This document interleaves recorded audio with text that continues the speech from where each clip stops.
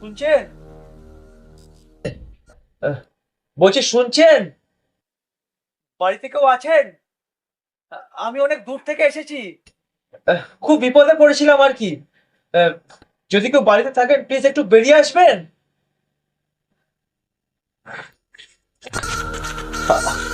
আপনি? এটা আমার বাড়ি, পাশেই গিয়েছিলাম। বলুন কাকে চান? আচ্ছা, চারিদিকে এত কারেন্টের আলো জ্বলছে, আপনার হাতে মোমবাতি কেন? কারেন্টের বিল দিতে না পারার জন্য কারেন্ট আমাদের কেটে দিয়ে গেছে। ওসব কথা বাদ দিন, বলুন কাকে চান? ও আচ্ছা, আসলে আমি এখানে কামারপুকুর জয়রামবাটিতে ঘুরতে এসেছিলাম। তা আমি এখন বাড়ি ফিরছিলাম আর কি, কিন্তু মাঝ রাস্তায় আমার গাড়িটা ঠিক খারাপ হয়ে যায়। আর আপনার বাড়িটা লক্ষ্য করলাম, তাই আমি এদিকে একটু এলাম। আপনি যদি দয়া করে আজকে রাতটা কোনো মতে এখানে থাকতে দিতেন আর কি। না মানে, আপনার বাবা মা বা দাদা কেউ থাকলে ওনাদেরকে ডাকুন, আমি এই বিষয়ে তাদের সাথে কথা বলে দেখছি কি হয়। দাদা কাজের সূত্রে বাইরে গেছে, আর আর আমার মা বাবা আজই মামার বাড়ি গেছে, তাই সম্পূর্ণ বাড়িতে আমি একা। তবে জানি, আমার মা বাবা একটা কথা বলেছে, কেউ যদি বিপদে পড়ে তাকে বিপদে সাহায্য করার জন্য। তাই আজ রাতে আপনি আমার বাড়িতেই থাকবেন। কিন্তু আপনি একজন একা মেয়ে, এখানে আমি আমি বেশি কথা পছন্দ করি না। আপনি বিপদে পড়েছেন, তাই আমার বাড়িতে আসুন। আসুন, আমি আপনার জন্য খাবার রেডি করছি। ঠিক আছে, আপনি যখন বলছেন তখন চলুন তাহলে যাই।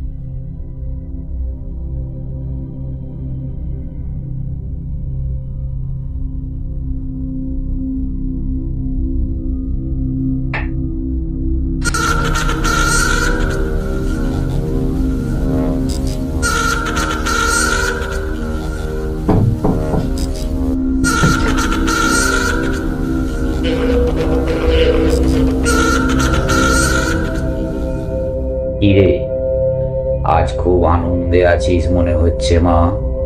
তা আনন্দ হবে না বাবা? আজ যে অনেক দিন পরে রক্তের সন্ধান পেয়েছি।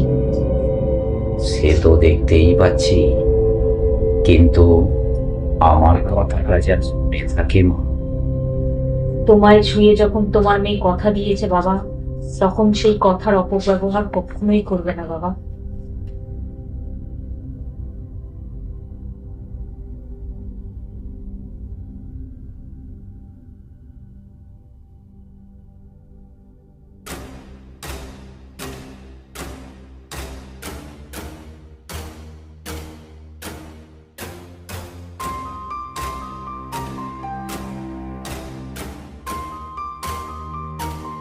না, আমি কি তাহলে ভুল শুনলাম?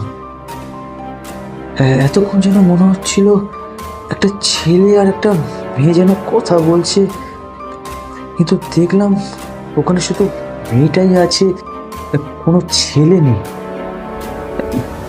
আহ, আমি তাহলে মনে হয় ভুলই শুনেছি। কিন্তু প্রথম থেকেই যেন বাড়িটাতে কেন একটা গা ছমছমে ব্যাপার, আর মেয়েটার কোথাও যেন কেমন একটা। কি জানি বাবা, কিছুই বুঝতে পারছি না, কোথায় এলাম এটা।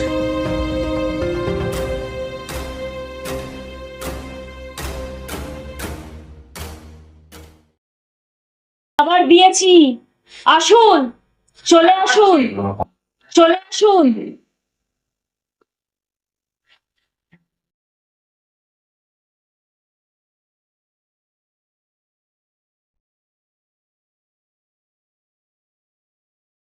শুধু শুধু আপনি এই এত রাতে আমার জন্য খাবার করলেন, আপনার অনেক কষ্ট হলো তাই না? আপনি না করতেও পারতেন খাবারটা। আজ আপনি আমার বাড়ির অতিথি। এই রাতে আপনাকে না খাইয়ে রাখলে আমার বাড়ির অমঙ্গল হবে। যাই হোক, অনেকক্ষণ ধরে কথা বলছি, আপনার নামটাই তো জানা হলো না। হুম, আমার নাম আগুন, আগুন চ্যাটার্জি। আর আপনার নাম?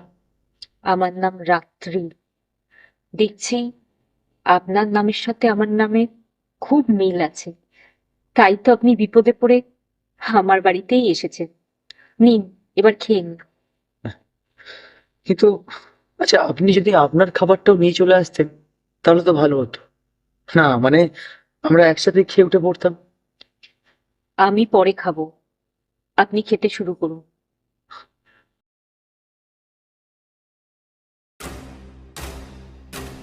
না! হুম, হুম।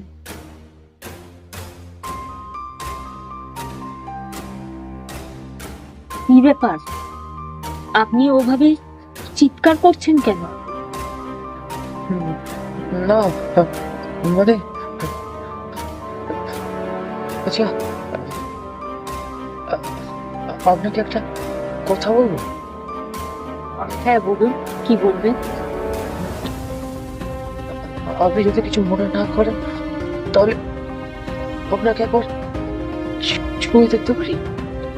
কেন পারবেন না? এই নিন। আ লাগছে তো, নিন, এবার খেয়ে নিন তো। দুষ্টু কোথাকার। আমি ঠিক তখন থেকে উল্টো পাল্টাই হয়ে যাচ্ছে, আমারই মনের ভুল।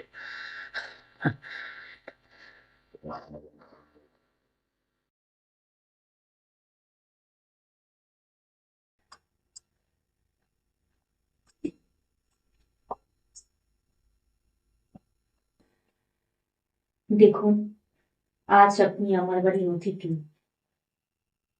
আপনাকে এই একা ঘরে একলা থাকতে দিতে পারি না, তাই আমি এখানে। আপনার কোনো আপত্তি নেই তো? না না, এতে আপত্তি কেন থাকবে? আপনি একটা কাজ করুন, আপনি বিছানায় শুয়ে পড়ুন, আমি নিচে শুয়ে পড়ছি। আপনার গলাটা হঠাৎ ধরে গেল কেন? ও আচ্ছা, গলা ধরা। হ্যাঁ হ্যাঁ, এই যে ঘুরতে এসেছিলাম তো ওই জয়রাবাটির পুকুরে আমি একটু স্নান করেছিলাম, সেই কারণেই আর কি ঠান্ডা লেগে গলাটা বসে গেছে। ও, এই জন্য আপনার গলাটা ধরে গেছে। ঠিক আছে, আপনি একটা কাজ করুন, আপনি বিছানায় শুয়ে পড়ুন, আমি নিচে শুয়ে পড়ছি। না না, তা আবার হয় নাকি? দেখুন, আপনার ঘর, আপনি আমাকে থাকতে দিয়েছেন, উল্টে আপনি নিচে শোবেন আমি বিছানায় শোবো, এটা তো আর ভালো দেখায় না, তাই না? আপনি উপরে শোন, আমি নিচে যাচ্ছি। আপনি যদি কিছু না মনে করেন, আপনাকে একটা কথা বলতে পারি? হ্যাঁ হ্যাঁ, বলুন না, কি কথা বলুন। আপনার যদি কোনো রকম আপত্তি না থাকে, আমরা দুজনেই এক বিছানায় শুতে পারি। তাছাড়া এই রাতে, এই রাত্রি আর এই আগুন যখন একসাথে, তখন একসাথে থাকাটাই ভালো, তাই নাকি? এতে আমার কোনো আপত্তি নেই, আপনি নির্ভাবনায় আমার পাশে শুতে পারেন।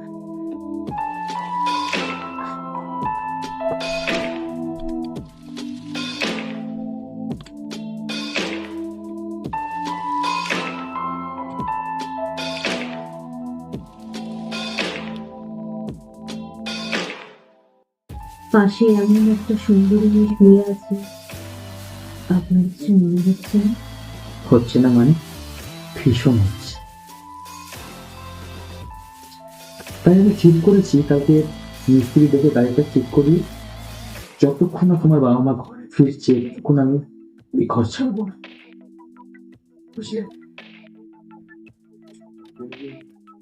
বুঝেছি, আপনার আমাকে ভালো লেগেছে, আমাকে বিয়ে করতে চান, তাই তো? এটাই বলবেন আপনি? সত্যি কথা বলতে আমারও আপনাকে খুব ভালো লেগেছে। আমরা দুজন দুজনকে যখন এতটা চাইছি, তখন আসুন না, এই রাত্রির মনে যে আগুন লেগেছে সেটা নিভিয়ে দিতে। ছি, ছি, এ আপনি কি বলছেন? দেখুন, একটা কথা সবসময় মনে রাখবেন, সব ভালোবাসা, সব ভালো লাগা সবসময় কিন্তু কামনার জন্য হয় না। আপনি কিছু মনে করবেন না, আমি আপনাকে এইসব কথাবার্তা বলছি বলে। দেখুন, আমি বিপদে পড়ে আপনার বাড়িতে আশ্রয় নিয়েছি। আপনি আমাকে নিজের হাতে রান্না করে খাইয়েছেন, আর এমনকি এই শীতের রাতে আপনি আমাকে একটা থাকার আশ্রয় পর্যন্ত করে দিয়েছেন। এত কিছুর পরেও কি আমি আপনার কোনো ক্ষতি করতে পারি? আর তাছাড়া এই আগুনের না সব আছে, কিন্তু একটা বোন নেই। তোমাকে আমার বোনের আসনে বসিয়েছি। কালকে তোমার বাবা মা যখন আসবে, তখন আমি তোমার বাবা মার কাছে একটাই কথা বলবো, এই রাত্রি আগুনের বোন হয়ে সারা জীবন থাকতে পারে। এই রাত্রি জীবন থেকে যেন আগুনের দাদা হয়ে ওঠার সৌভাগ্যটা কখনো তারা বঞ্চিত না করে। কাঁদিস না দেব, কাঁদিস না, কাঁদিস না। দেখ, আমি কালকে চলে যাওয়ার আগে না তোদের বাড়ির ইলেকট্রিক আমি ঠিক করে দিয়ে যাবো। তোরই দাদা তোদের সব বিপদে আপদে সব সময়ের জন্য পাশে থাকবে। গো, কাঁদিস না, অনেক রাত হয়ে গেছে, তুই এখন শুয়ে পড়, আর জেগে থাকিস না। আমি না হয় তোর মাথায় হাত বুলিয়ে দিচ্ছি।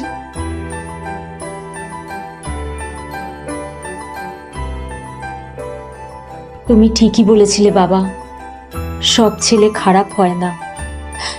তাই তো আমি আজ রাতে এই ছেলেটাকে মারতে পারলাম না।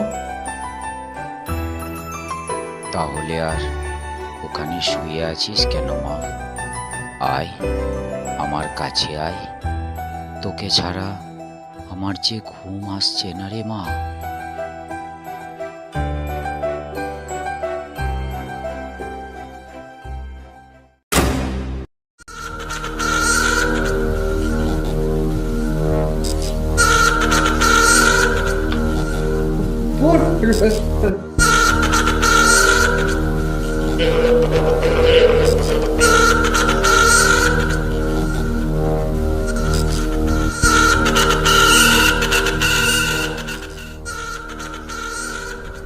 গল্পটা দেখে আপনারা ভাবলেন একেবারেই অবাস্তব।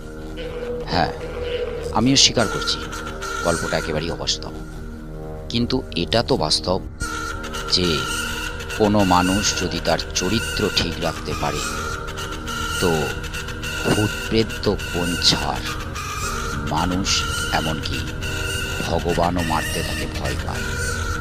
গল্পটা থেকে আপনারা এটা বুঝতে পারলেন যে মেয়েটা ও মেয়েটার বাবা মারা গেছে। শুধু এটা বুঝতে পারলেন না ওরা কেন মারা গেল।